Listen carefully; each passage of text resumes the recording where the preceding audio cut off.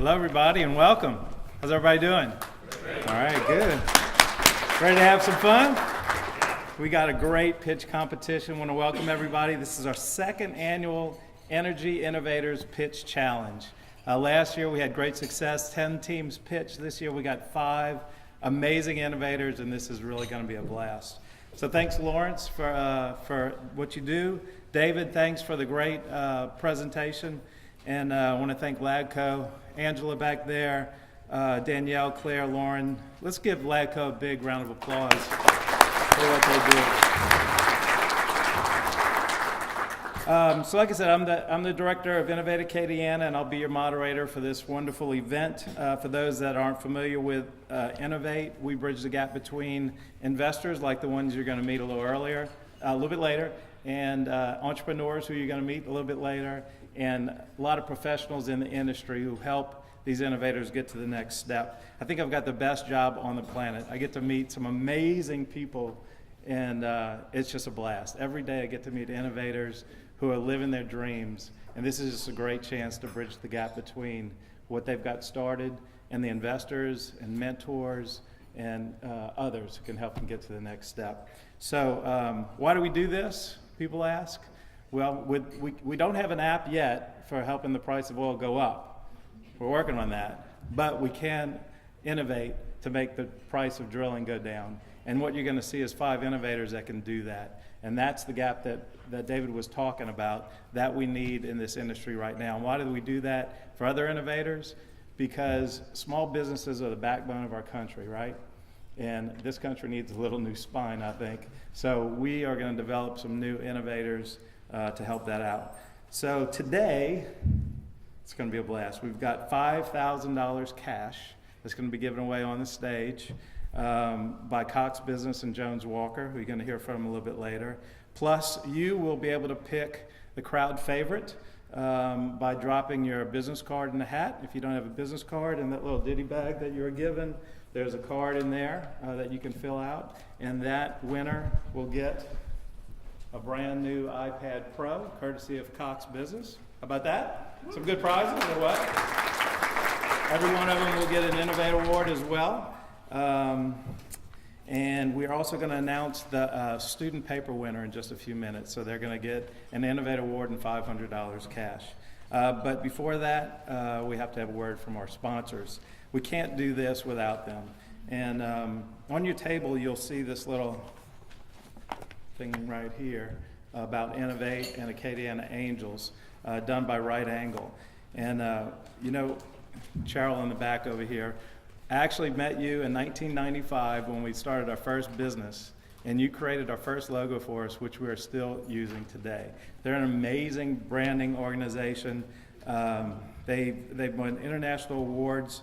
They've created logos for the city of Lafayette, Lafayette school system. You've seen them all around. And they're innovators in their own right. They've even created what's called dimensional branding, which is a process that includes environmental and cultural branding. So they have been our marketing sponsor this year, and we can't thank you, Cheryl, AJ, Sarah, and the whole team for what you do. So let's give a round of applause for that. Oh, and thanks to Cheryl's husband, if she's out there with AOC, who's filming this event.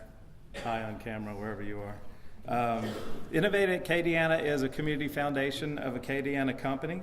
It's Louisiana's premier philanthropic organization that connects generous people to the causes that they care about. They just recently gave away several $100,000 to flood victims from generous donors like you in the audience. So, and they get to do this stuff every day. You got a cool job too. So let's just give a quick round of applause to Raymond Hebert and Eric Guidry. Thank you for what you do. Next, the Acadian Angels. So this is really cool. One of the things that we figured out in Acadiana is that we've got great entrepreneurs, but we don't necessarily have access to capital. Several cities have angel groups, and we just started our first angel group here in Lafayette for Acadiana in April. And so you're going to meet them in just a few minutes, some of the Acadiana Angels. But we've already, since April, we've already invested in, 4 deals? At least 4 deals, along with our partners in Baton Rouge and New Orleans. And now there's an opportunity for people who have great ideas to have access to people with capital. Right Angle did that cool logo for us too over there for Acadian Angels. And let's just give a round of applause to our angel group. And, you know, this will make me a little weepy, I'll try not to be, but, you know, last year we were at the verge of trying to decide what to do with this, with Innovate, and trying to get it to the next step. We had already become a nonprofit organization through the Community Foundation, but we didn't have the finances really to get to the next step. And JPMorgan Chase stepped up to the plate. They gave us a grant that bridged the gap between where we were and what we needed to get to the next step. And so we're really excited about JPMorgan Chase. 3.9 million American small businesses get loans from them, and they are dedicated to this region. So if you could, people at JPMorgan Chase that are here, raise your hand. Have they all left? Oh, okay. Come on, Eddie.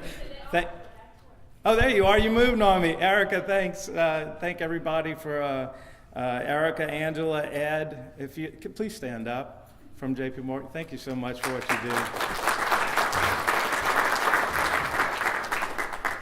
I've got a really cool announcement. Y'all want to hear it? You want to hear it? We just received a $700,000 grant. When I say we, it's UL, Lead an Opportunity Machine, Innovate and Community Foundation to run 2 accelerators over the next 18 months. This is a big deal for this area. So $700,000, we're going to have 2 groups of 10 teams that are going to go through acceleration, launch businesses. In the next 2 years, our goals are going to be to create over 40 brand new jobs, high-paying jobs in this region. Is that cool or what? We can't do that without our partner at the Opportunity Machine. Say hello to Zach Barker over here, who's also going to be our ruthless timekeeper for the event. If you haven't visited the Opportunity Machine, you need to go across the street to the Light Center, check out what they do. They help train entrepreneurs selling and marketing their products and services, give you access to mentors and experts in accelerating the business, and they got really cool office space. I know because I got one over there, and glad to be with Zach. Zach, thanks for all you do for the community. All right, so I'm going to get off the stage pretty quickly here, but before I do, I want to introduce the people who have made this event possible. We have 3 event sponsors.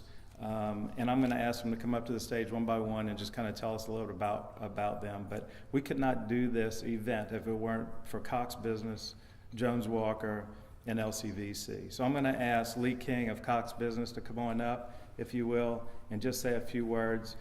Cox Business has really been part of our monthly entrepreneur meetups. Lewis has been just a tremendous help. Thank you, Lewis, for all that you do for us. It's been awesome. And Lee, I know you've come in here from out of town, so please tell us a little bit more about Cox Business. All right, thank you. Thank you. Good afternoon and welcome to the 2016 Energy Innovations Pitch Challenge. My name is Lee King. I'm Vice President for Cox Business Louisiana, and I'm excited to be here today. And on behalf of my Cox Business local Acadiana team, we're really excited to host today's event. Innovation is nothing new to Lafayette. Many of you here in the room today are innovators and have been recognized locally, regionally, and certainly nationally within your line of work. Innovation is also nothing new to Cox.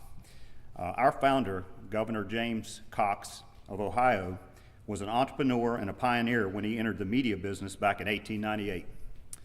While Cox is still expanding, still privately owned and operated, and still run by the heirs of the Cox family, it certainly looks a lot different today than when it was started 118 years ago. Today, Cox is a broadband communications and entertainment company providing advanced telecommunication services over our own fiber optic network national backbone. Cox Business provides a full suite of telecommunication services to businesses of any size, offering speeds up to 100 gigabits per second. At Cox, our mission is to connect businesses and residential customers to the things you care about most. Cox Business provides the critical connections that link our business customers to their customers, their suppliers, partners, investors, and also communities. Events like this one today encourage new connections and strengthen existing partnerships. Cox is proud to be a partner of organizations and communities that encourage interaction and sharing of ideas. Each new business success benefits the broader ecosystem that we operate in, and that's what fuels our passion to invest and support local entrepreneurs launching and growing their new businesses. Cox Business is honored to be a part of Innovate, and we're excited to hear the new wave of energy ideas that will sustain Lafayette's position as one of the most innovative energy communities in the country. We wish all of our pitchers great success today. Thank you on behalf of Cox Business.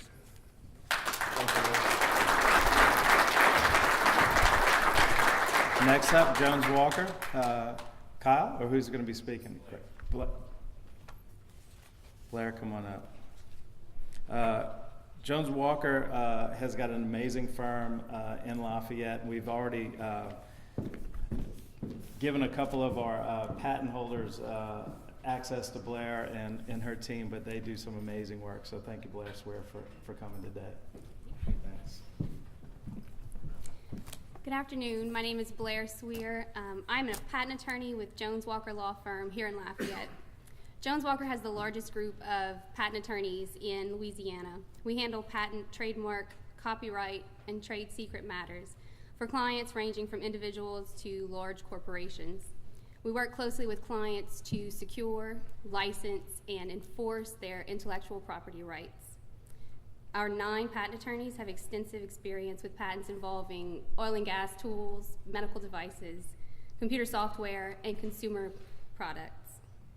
As one of the largest law firms in the country, with offices in all 5 Gulf Coast states and beyond, we also have attorneys who advise clients in virtually all facets of business and commercial transactions and litigation. Thanks to Innovate Acadiana and LAGCO for hosting today's exciting event. It's always fun to learn about emerging technologies. We hope you enjoy the presentations, and may the best idea win.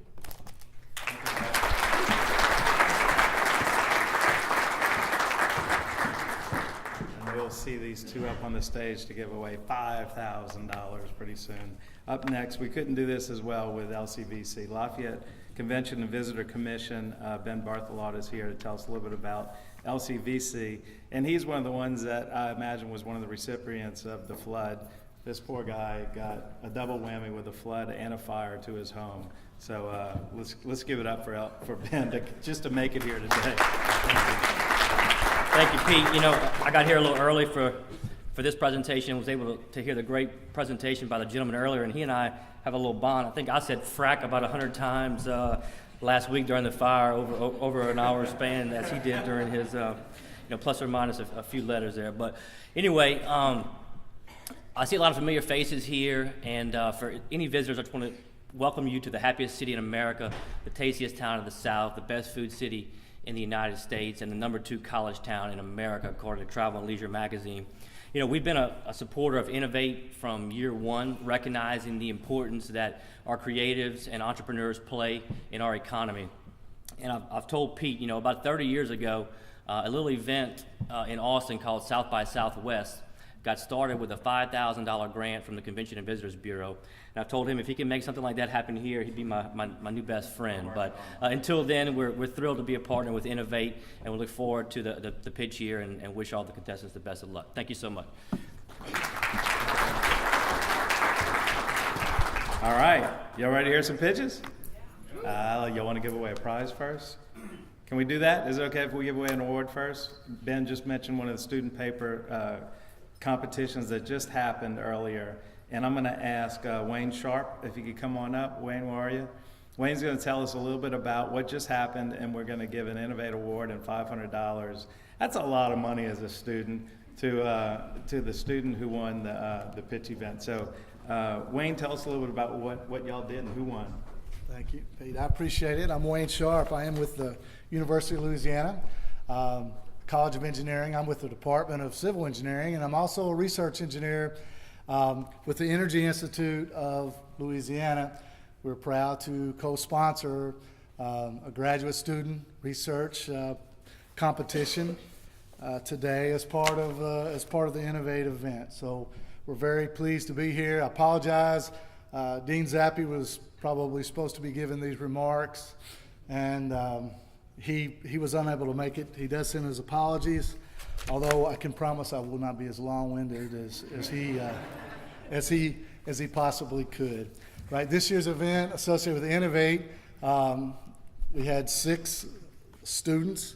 These are young professionals, already graduates, within their sub-disciplines to give varying topics. Next year, I think during the larger convention year, there'll be representatives from over 10 universities also participating in the student research. I hope you can take the time next year when you come, when you visit, to even step in on those technical sessions. It's very great, and along the lines of innovation, even what Mr. Barth had to say before in terms of engineering and problem solving, how everything goes hand in hand. And I think these young professionals do a great job, great ideas in terms of research, innovation, and how it can impact the future. So I want to recognize our 3 judges at this time, Dr. Richard Sapienza, Mr. Michael Hebert, right, and Dr. Jack D'Amico. Please stand, if you will, just be acknowledged, as well as our 6 students. If you all could stand, right.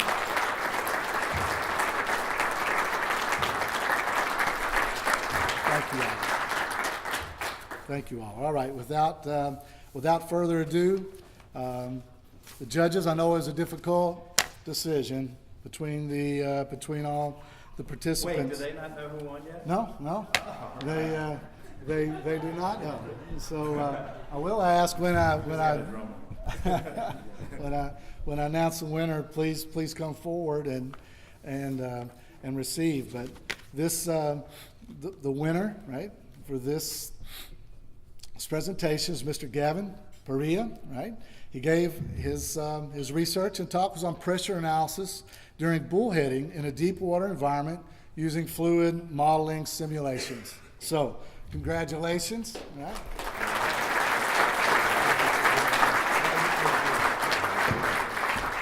I have no idea what that is, but I bet it's pretty amazing. Great job. Thank you all for all your sponsorship and time. We appreciate it. Let's hear it for our future innovators.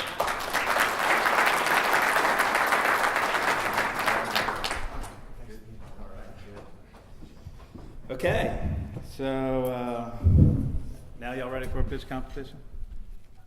Are you ready? Yes, all right. So first thing we have to do is tell you who our judges are. So the first, we talked about Acadian Angels. 3 of the Acadian Angels are going to be our pitch competition judges today. And first is Rick Fontova there in the center. After graduating from LSU in civil engineering, Rick went to work for Shell Oil in '81. He spent 22 years at Shell before moving to the services sector of the oil and gas with Inventure, then worked for Greenfield Energy Services as president, is now as chairman and CEO of NXT Energy Services. Give a big welcome to Rick Fontova. Up next is Buddy Dearborn. Buddy spent much of his career as a federal contractor after military service, then in various oil field and aqua farming, including soft shell crawfish.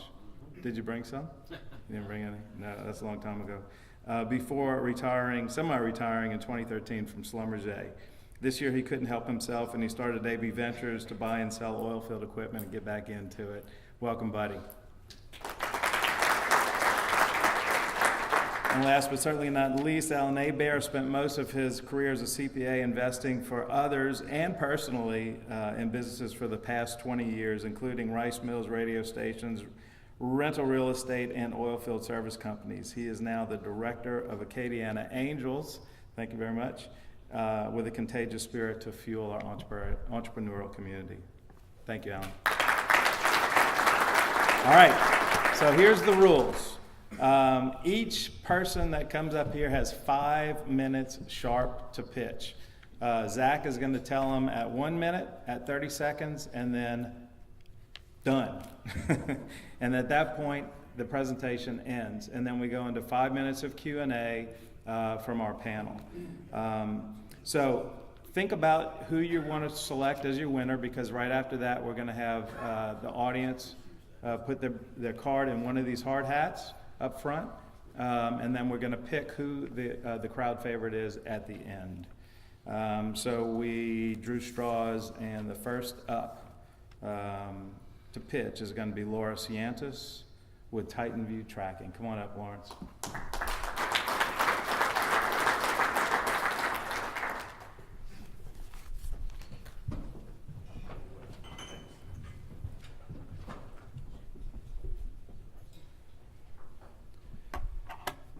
Tell me when to start. Whenever you're ready. All right, go ahead. It's an honor to be here today. I thank you so much. So the oil and gas industry has a huge problem, as we heard earlier today in the keynote. That tool, we lose every day, thousands of them. And that other one, we can't afford to lose. So we talk about operational inefficiencies. Oil and gas spends between 20 and 30% of their potential revenues every year in inefficiency costs. And as we heard with the Golden Gate example, these things can really add up. So when we talk about inventory write-offs, inefficiencies with labor, when we talk about litigation costs, these affect our bottom line. The industry's known this has been a problem. These are all technologies of the past that have been used to address these issues, and they don't work all that well. Our assets, our personnel, they exist in real time, and we need real-time data to accurately manage them, and that's what we do. So our closest competitive is active RFID. How well do we stack up? So we excel in metallic environments. They don't. When you talk about your cost of hardware, we read through walls, through floors, through ceilings, which means we save you money. In addition to that, when we talk about accuracy, if every one of you today had one of these tags, every 10 seconds I could tell you which chair in this room you were sitting in. And we do that through complete coverage, right? So imagine an environment where a worker is injured. They push this panic button, and you not only know that they're in need, but you know exactly where they are.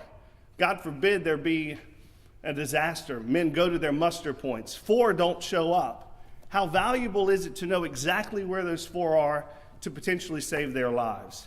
Take your inventory. What would it cost you? What would it matter to you to know when an item is leaving one of your facilities and it's not supposed to? Or leaving not your whole facility, but leaving a section of it. Getting real-time notifications saying that event is happening and being able to stop it. In addition to that, with our hardware, we give you incredible software power. We work on all platforms, mobile, desktop, tablets. We give you real-time notifications. We allow you to take your assets, your personnel, your facility, and make customized zones. So now it's not just leaving your facility, but leaving a potential area that you don't want it to leave. Or you have a personnel who's about to enter a hazardous area that they're not qualified to enter into. You get instant notification over these issues. We give you a not normal system. So when something happens, that's when you get information. When something's going and working smoothly, you do not get any notifications. This is a proven system. We heard earlier about taking things from other industries and bringing them into energy. This is a healthcare product that has worked. We are bringing this now into the energy sector. We're doing that with our OEM partner.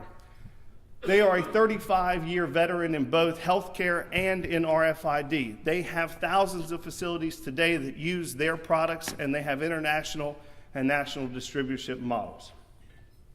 This technology is backed by 4 patents. In addition to that, with our partnership, we are not only a distributor, but a co-developer, so we can develop our own IP on top of their existing technology.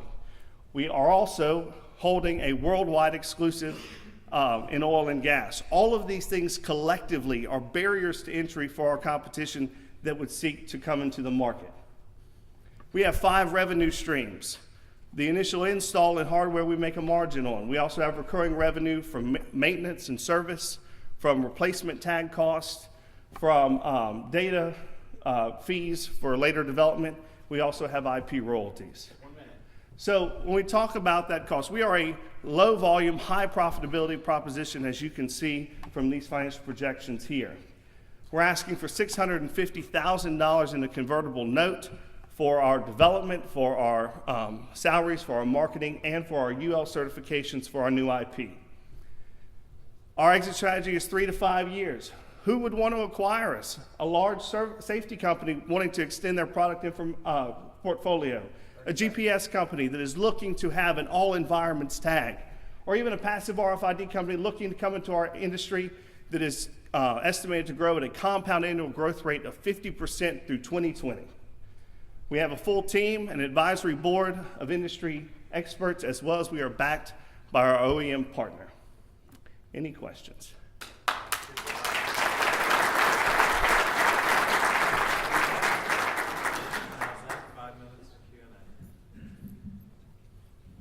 A quick question, the Sure. license that you have on the technology, how long is it for, and is it transferable should someone buy the company?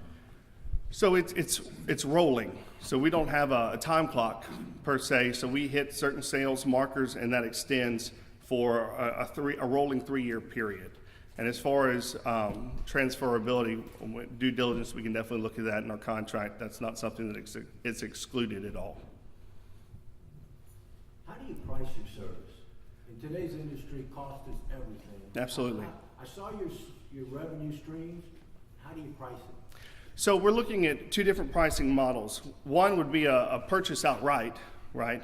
The other is a subscription model. So we would price it by the node and by the tag, and then software. So that would be a recurring cost that they would incur. And so you're talking about a safety cost for your personnel, and basically an insurance policy for your assets and things like Can you that. give me an example for a 4-person application? A 4-person application. So with our nodes, and I don't want to get too much into the weeds, but we have to deploy at least 4 nodes for it to work because it's full coverage. So it would cover at minimum a 4,000 square foot area, right? And so you're looking at, if you buy it outright, we price it out at $299 per node for install. You're looking at $1,500 per node, and you're looking at tags that last 3 to 5 years, $100 per tag. I don't know if that really gave you a great answer.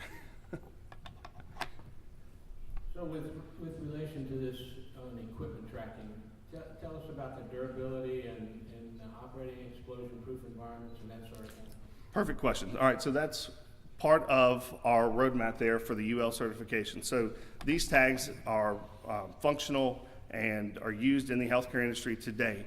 Part of that development fund is to ruggedize these tags with, essentially like a GPS tag. And it's also for our UL certifications. We're looking at Class 1 Div 2.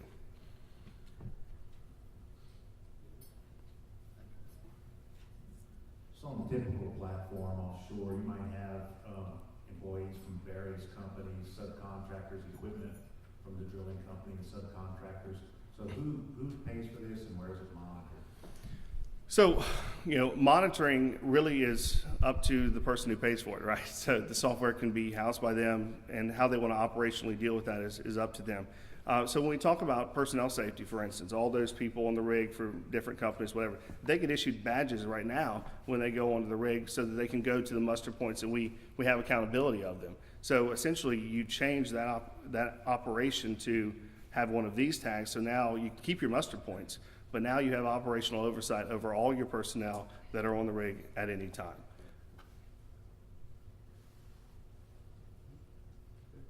Round of applause.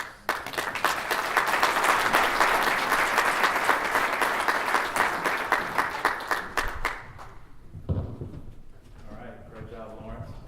Up next is Mike Dio with the Aftershaker air knife pneumatic cutting jar. We're going to get set up.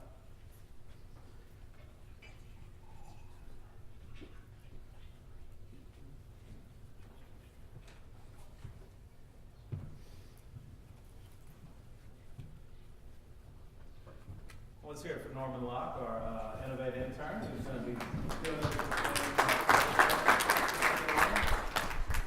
All right, Michael, you're up. Thank you, Mr. Pete, and thank to Innovate Acadiana for this tremendous opportunity to pitch my innovation. I'd also like to thank my son for showing up for moral support. Oh, and by the way, sorry, I think we spent your inheritance. I will quickly talk about several things. Cutting dryers, my experience, current dryer systems, problems with the system, my solution, financial advantage, and the need to partner. I've worked with cutting dryers for 16 years. With a previous employer, I invented a patented dryer system called RVD-12, or the Rotovac. We introduced it into the Gulf of Mexico, and they expanded internationally. We sold it to Halliburton, who employed me as a senior product champion. After Halliburton, and with experience and money from previous invention, I was able to explore and develop a better way. I now have been awarded a patent on my method and apparatus and have several field-tested units.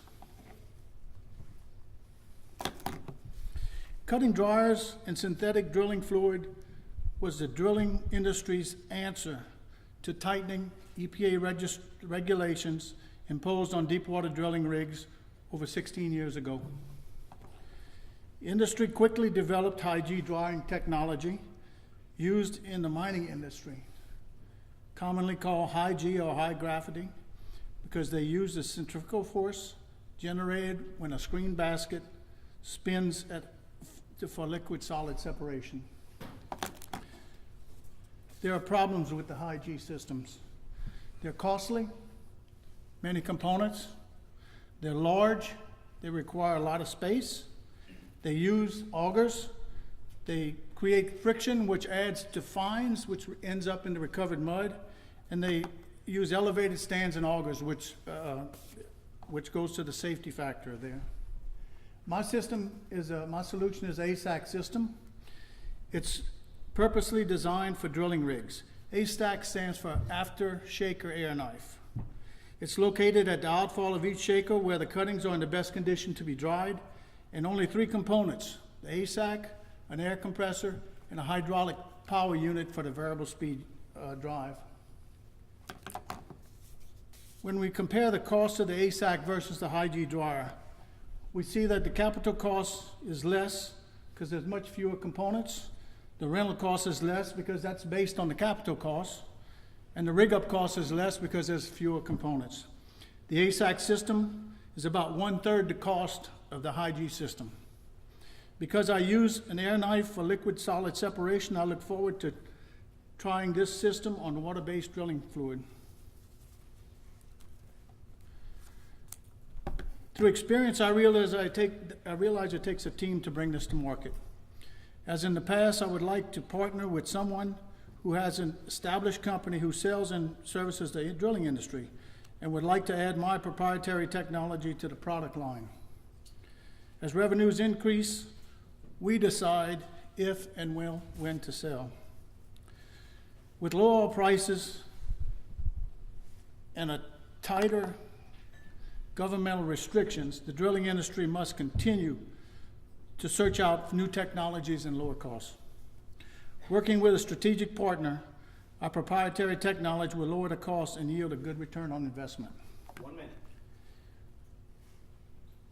We can do this.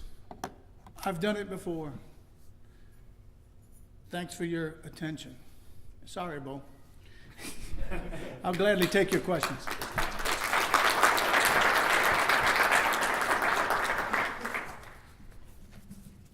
Could you tell us a little bit about the field test that you have, and do you have any running today?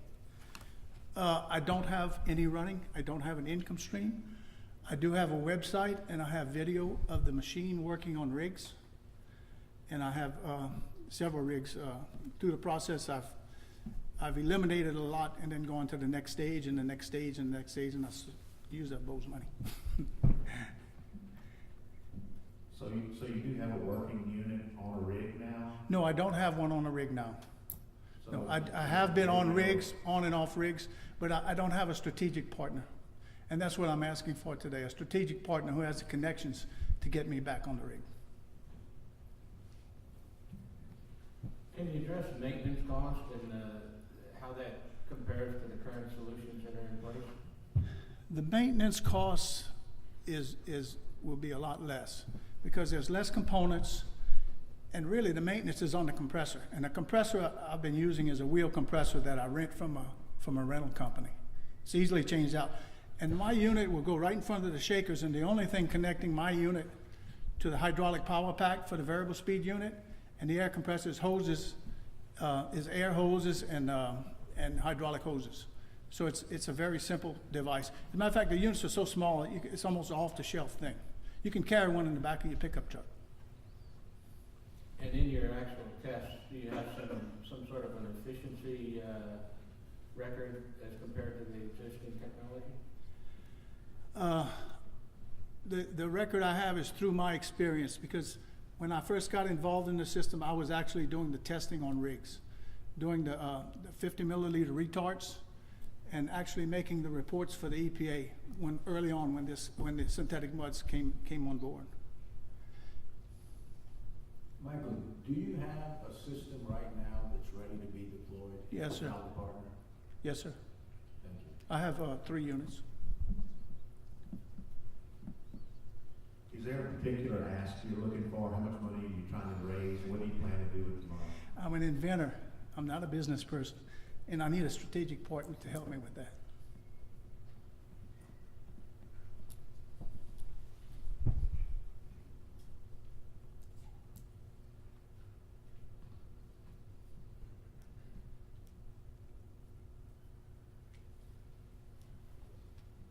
Where are the units located?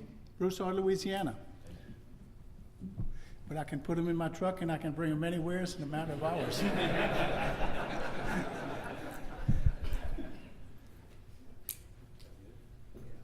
All right.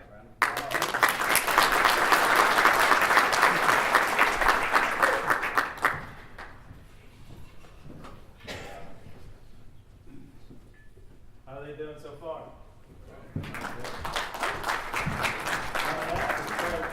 With Gordon Technologies.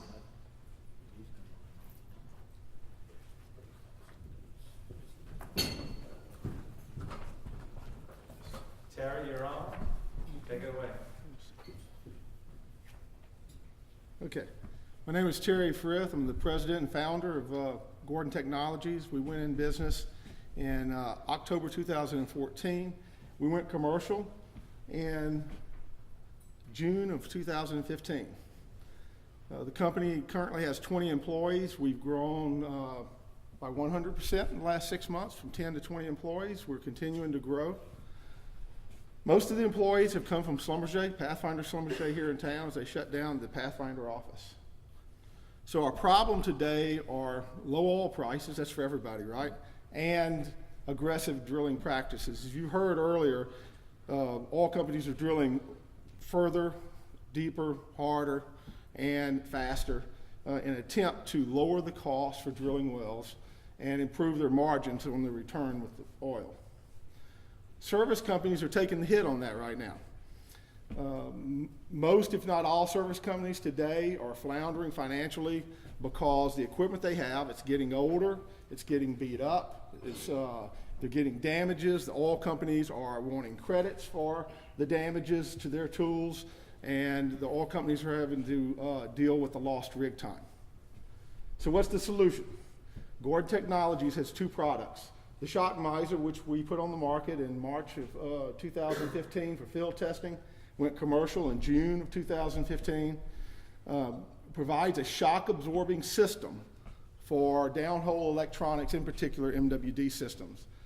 In the summer of 2016, we came up with the Heat Miser MWD. It's a 185C tool designed for the Haynesville Shale.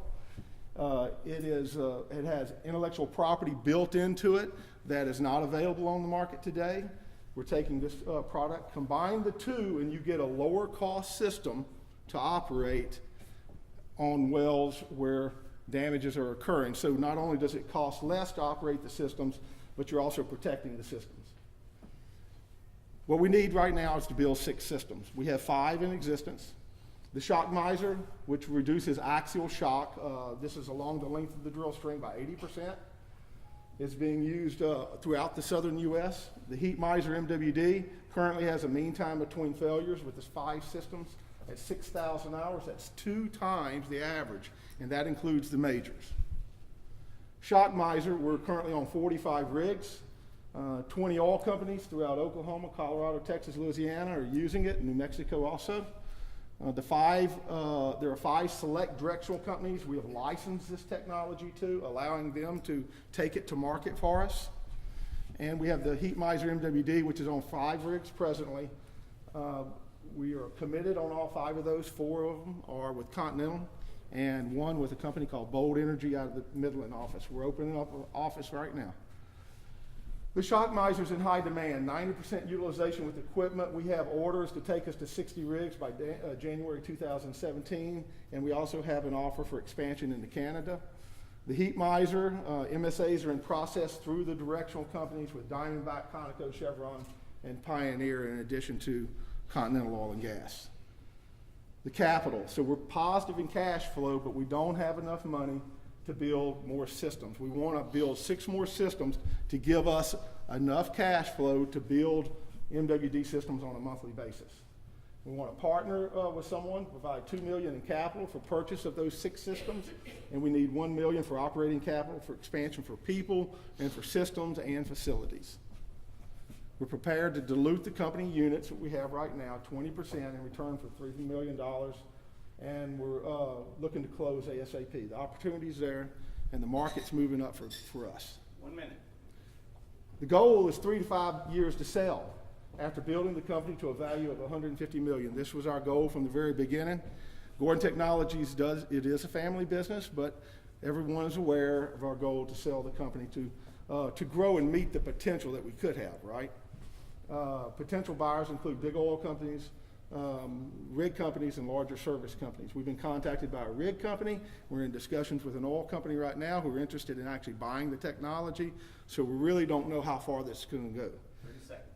The thing about the MWD technology that makes it more advanced are the state-of-the-art electronics that we use.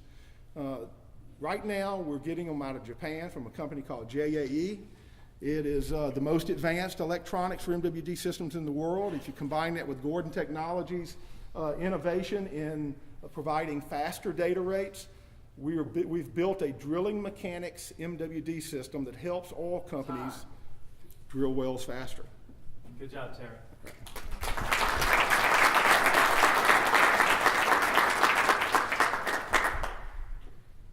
Questions?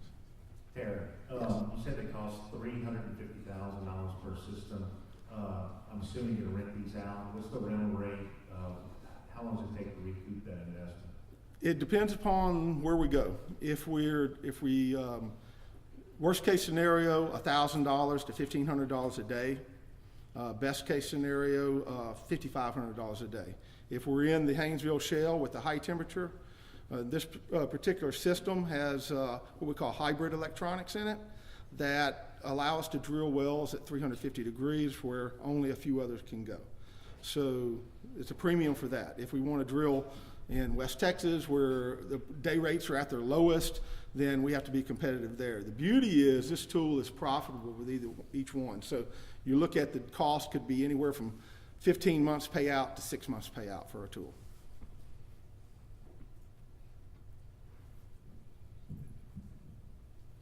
What's the risk within that 3 to 5 year time frame of this technology being outdated? If you have an advancing technology company, meaning you're constantly staying on top of it, then you can keep up and stay ahead of the competition. That's part of the reason why we call Gordon Technologies an engineering company. So I spent my entire career working with Schlumberger and Baker doing just that. It's a continuous improvement process. You don't just build something and stay with it. So as the electronics become obsolete, we expect JAE, who is one of the foremost electronic downhole companies in the world, to give us the constant updates. In fact, they're here today, and we're working on the next generation as we speak. Terry, just to make sure I understand, you've got the Shock Miser on 45 rigs and the Heat Miser on 5 rigs. That's correct. How many full MWD tools with the Shock Miser and or the Heat Miser do you have in the field? If I count tools or job capacity. If I count tools, I have 18 tools right now. Thank you. And Shock Miser have 50.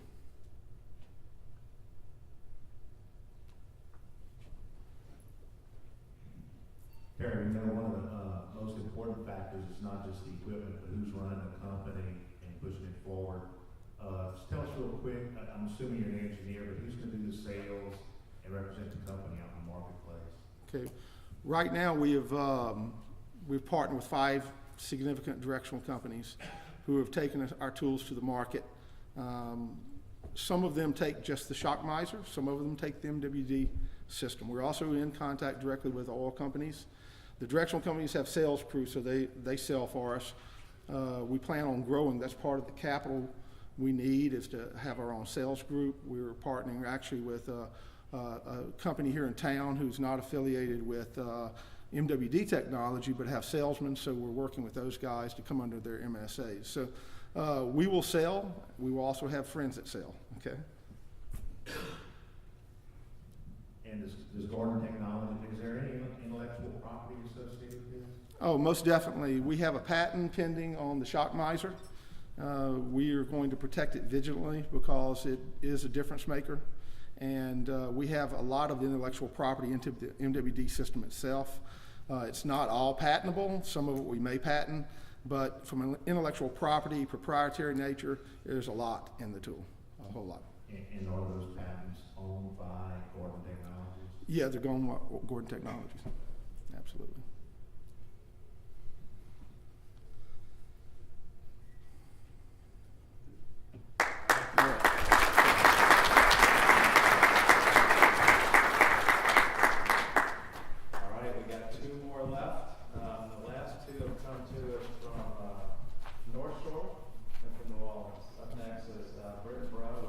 Offshore Exchange.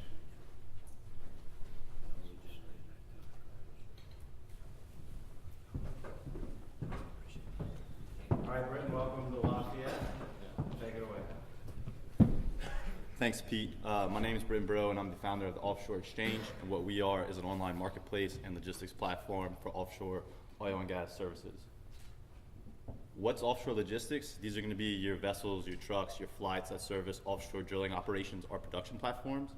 How much this market worth is globally is $100 billion. We're going to focus on the Gulf of Mexico, which has over 4,000 plus active offshore leases, and we supply 25% of our nation's oil supply. And this is what a heat map looks like in the Gulf of Mexico. As you can see, there's a lot of concentration off the coast of Louisiana. The current logistics model is what we call dedicated assets, where the oil and gas company has to pay for that asset in full price, and it operates just for that oil and gas company. What that looks like in this depressed oil price economy is low utilization, low day rates, and low oil prices, which is a very unsustainable business model.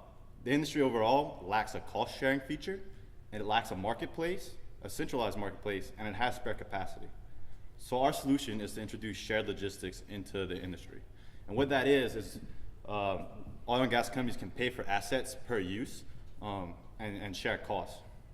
An example would be the offshore service vessel going out with an oil and gas company's equipment already, but it may have empty deck space available and ready for use, but there's no way to shop that out and sell that to another oil and gas operator. So what our platform is going to do is let you execute on the shared logistics model. And what that is FedEx. When you ship a package, you don't pay for the whole truck, you pay for your portion of the cost. So you can share costs, you can increase utilization, and on the vessel service provider side, you can get your full day rate and you can stabilize your price for your asset. What we're seeing is the shared economy model being adopted in different market segments. We have vessel pools, we have flight pools, we have truck pools, but there's no integrated platform where you can go and do this all in one place. So what we are is we integrate the marketplace with logistics, and we provide the complete solution for the offshore industry. And this is a chart that shows our features versus our competition, namely startups like RigUp and Offshore Sharing Solutions, which RigUp only focuses on onshore drilling, and Offshore Sharing Solutions is more like Craigslist, where they just post your spare capacity. They don't handle logistics from the beginning to the end. And what that looks like is that we have all our ducks in a row and all our feature sets. So what's our product? It's an online marketplace, and it's a cloud-based logistics platform where you can bid out jobs, you can look for tooling and well service companies, you can look for vessels, trucks, flights, rental equipment, grocery and supply, and on the logistics management side, you can share those costs for those services, as well as maintain your inventory, schedule operations, and communicate with those multiple parties involved. Our revenue model is a transaction fee of 1% in the marketplace, and we charge a subscription fee for the logistics platform, which compares to traditional brokerage rates being between 3 and 12%.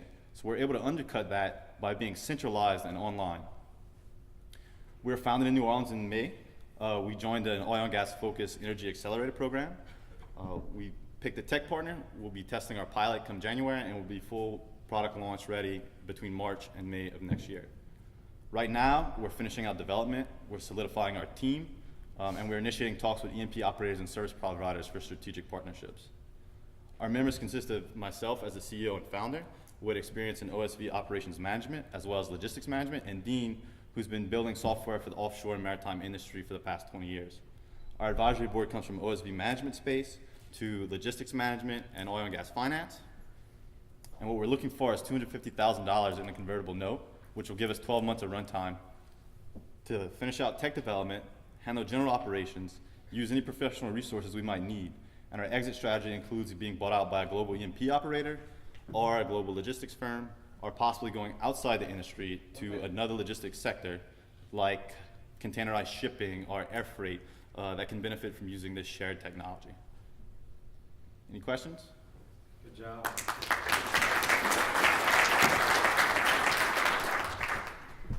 Britton, I really like this idea. It makes a lot of sense.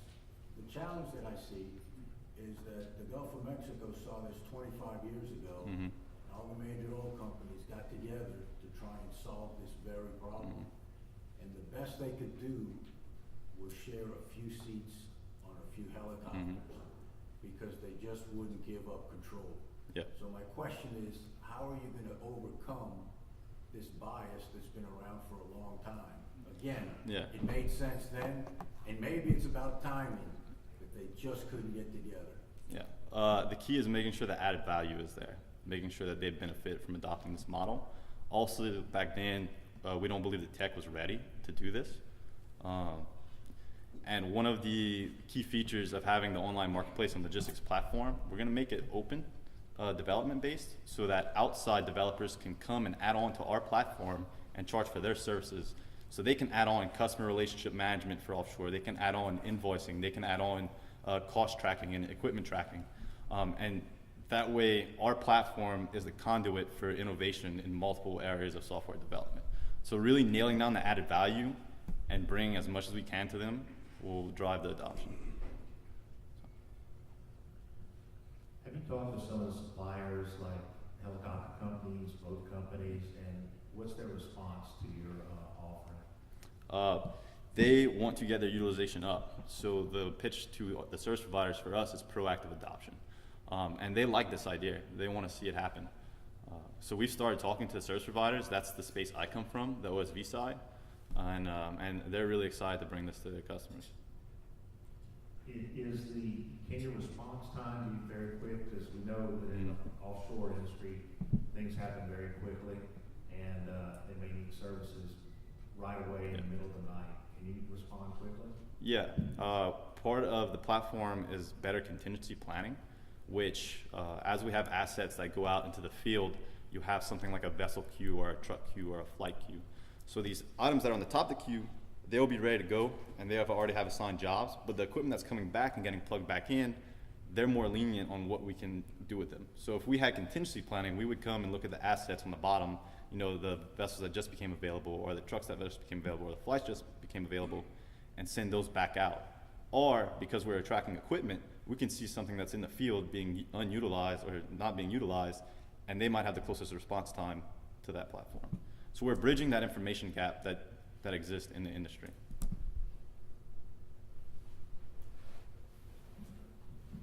What are the E&P companies saying about it? They want it. This is the ideal scenario where you can share costs and share logistics.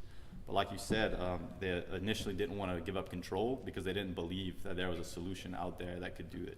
And that's what we are.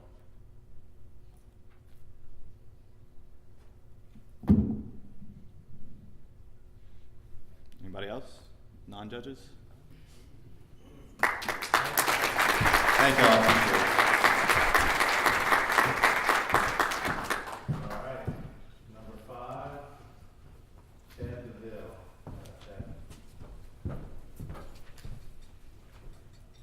Is this fun or what? Doing all right? Yeah? Doing okay, right? Great. All right, good. All right, Chad, thanks for coming Pete. Take it away. Thank you for inviting me here. I'm Chad DeVille with Louisiana Technical Instruments. We have developed the environmental pneumatic abatement system.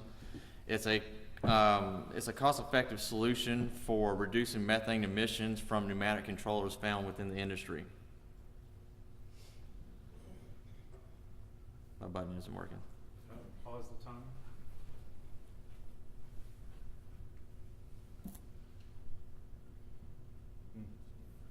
Norman, come on up. Let's restart the PowerPoint. Do you know what might be going on? 2 minutes, Chad. I know.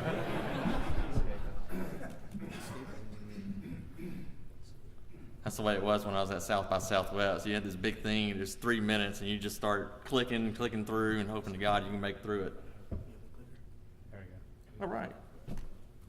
Okay.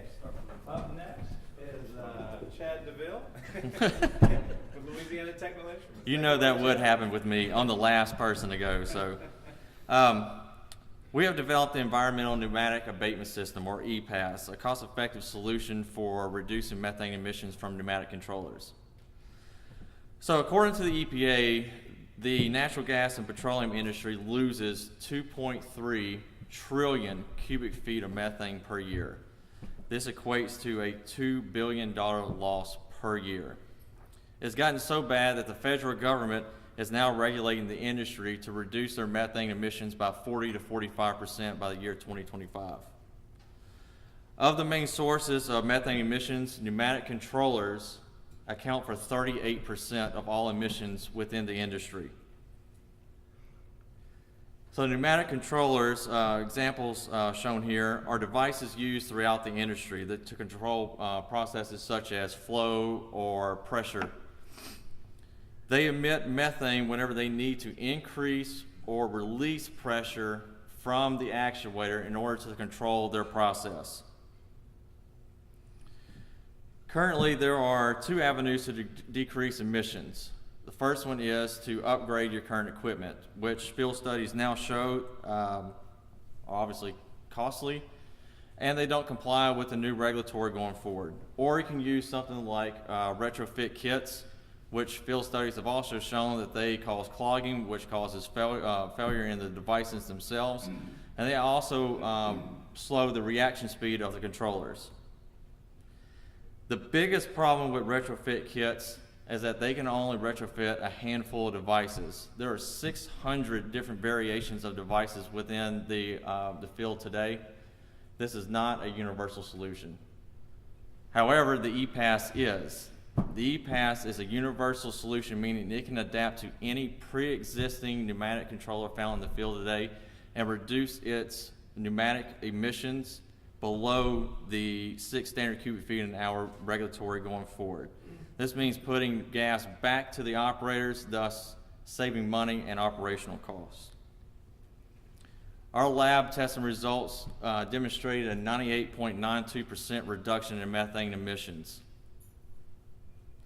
This means per 1,000 controllers emitting an average of 35 standard cubic feet an hour, they are losing over $873,000 per year. Using the EPAS as an add-on to their current equipment, we would save them over $864,000 per year by recapturing 303 million cubic feet a year and putting it back into the pipeline. So the EPA estimates that there are 2.75 million devices in the United States today. 90% of those are applicable to us, which puts our target market size at 2.47 million devices. And at a $950 price point, our potential target market size is worth $2.3 billion. We are projecting to grow from 2017 at 3.3 million to 22.8 million by the year 2019. Our ask is $225,000. This will get us through field testing and simulation testing with Chevron and EQT. This is our team, myself, my partner Scott Walthall. We have 25 years of sales and marketing and management experience. My father Wayne, who has 33 years of pneumatic controls and pipeline experience. And this is our advisory board, Chip Goodyear, who's former CEO of BHP Billiton, Foster Duncan, who is the former CFO of Synergy, Hank Torbert, and Taylor Berry.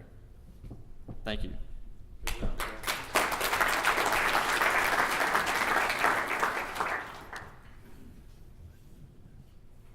So what does it do with the exhausted methane from the current control? So what we found is that for every controller, they use a certain amount of pressure to control an actuator.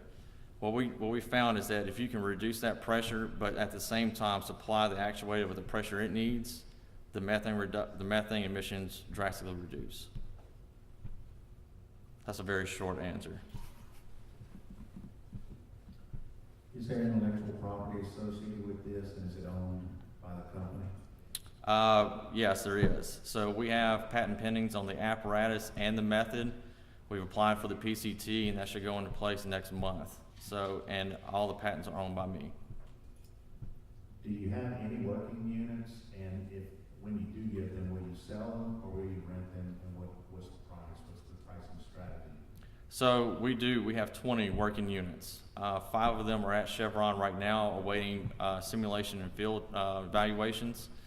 We have a couple avenues we can do this with. Either A, you can go through capital acquisition of $950 each, or we can go through an operational lease anywhere between $40 and $50 per month, or you can do an ESCO deal and come in, look at their current equipment, prove to them what their emissions are, figure out what the delta is with the E-Pass, and then we'll take 50% of their savings.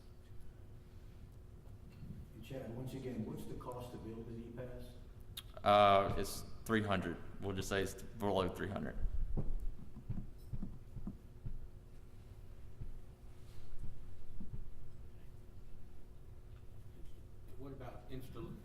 What about installation costs for the operator? So for the operator, it's simple. They're using their own tubing, and all they're doing is taking the E-Pass and then putting it in the front of the process of the controller. So they're only just moving tubing around. So it's in line. Correct.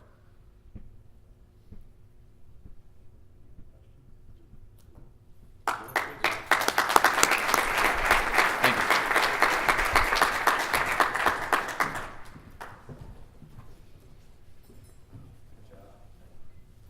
All right, how'd they do? Everybody that's pitched, please stand up. Let's give them one more round of applause for what they did today. I know it took a lot of work to get to this point. Congratulations. All right, Norman's going to turn these hats over right here, and now it's your turn to vote. So while the judges are voting on their best winner, then now it's your chance to vote as well. So if you have a business card, come on up and put it in one of these hats.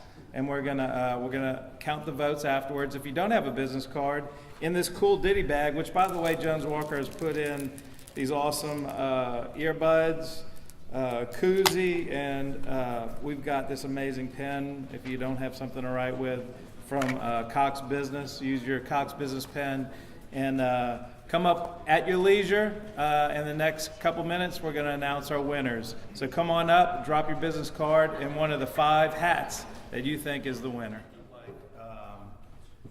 Jones Walker and Cox Business to come on up. Because y'all got some prizes to give away to the audience, do you not? Yes?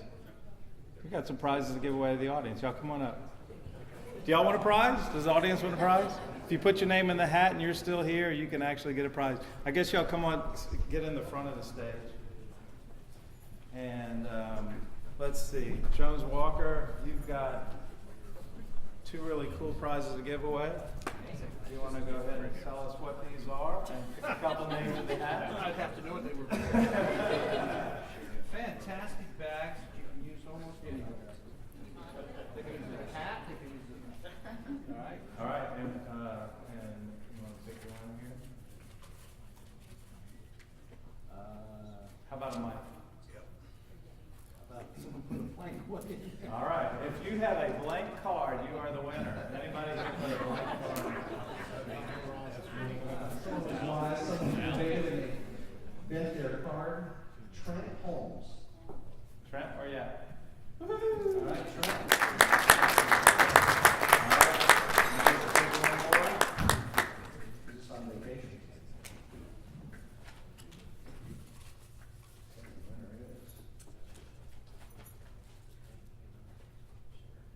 Surety Avenue. All right, let's go.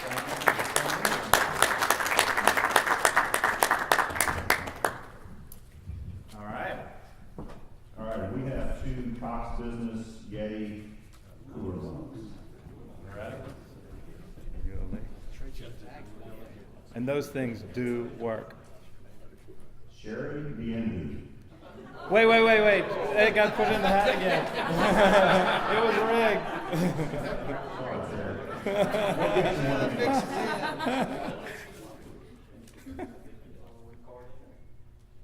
Alan Broussard.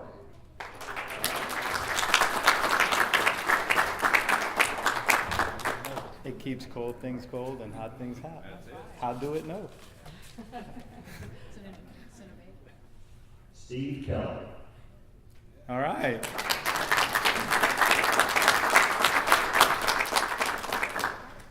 Okay, and the winner now of the iPad Pro, and this is courtesy of Cox Business, goes to, you ready for this? Chad with Louisiana Technical Instruments.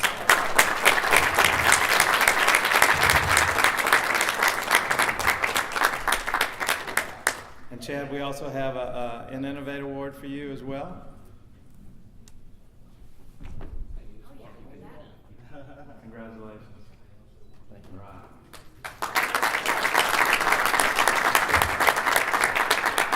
All right, and now for our pitch winner, I'm going to let Rick Fontova come up and just say a couple words about who you picked and why. I'm going to let you guys get your checks.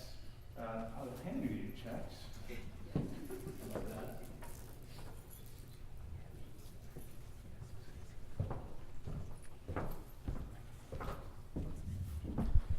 Nobody snap a picture of these trucks and try to deposit them, which I've done before. These are not bad. So I'm up here on behalf of my colleagues, Alan and Buddy, and Pete just asked us, Rick, do you guys have a winner? And I must honestly say the answer is we have 5 winners.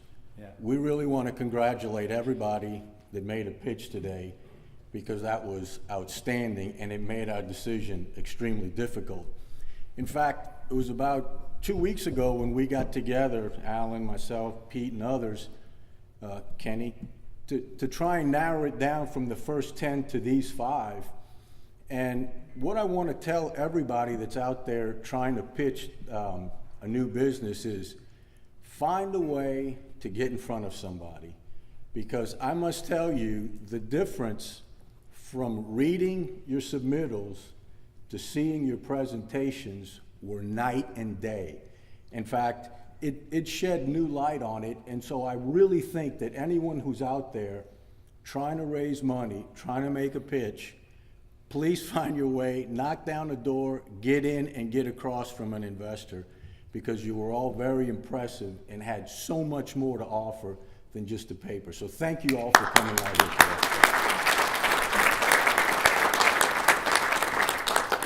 And so, the criteria that we used, since we're all part of the Acadian Angels, was quite simply, who would we invest in? All of these products have merit. Many of these, it's a question of timing. We could see all of these being potential investments for the Acadian Angels. But given what we saw today and the timing, we selected Gordon Technologies as the winner today.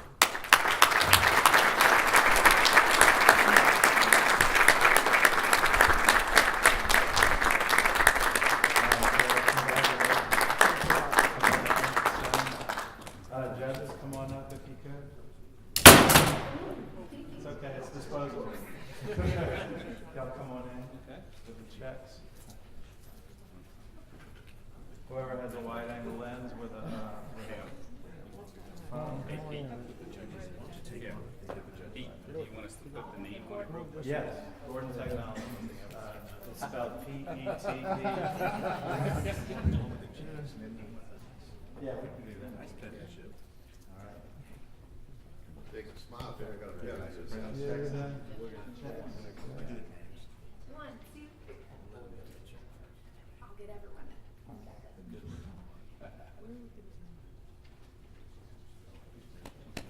Good job, man. All right, let's get one with the judges, if you don't mind. And thank you again, Cox Business and Jones Walker, for all that you're doing.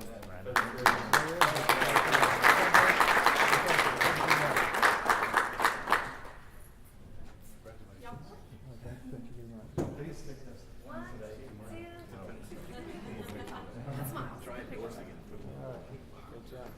All right.